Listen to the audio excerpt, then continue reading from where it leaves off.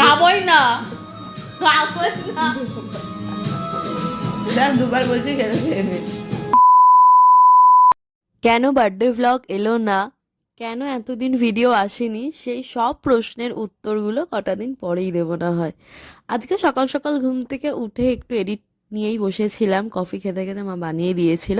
তারপর কয়েকটা জিনিস অর্ডার দিয়েছিলাম, বোনের কিছু কিছু চাহিদা, আর আমার অনেক দিন ধরে ওয়াই ওয়াই খেতে ইচ্ছা করছিল, তো আমি দেখেই আর লোভ সামলাতে পারিনি, আগে বানিয়ে নিয়েছি। তারপর লাঞ্চ আজকে একদম সিম্পল ছিল।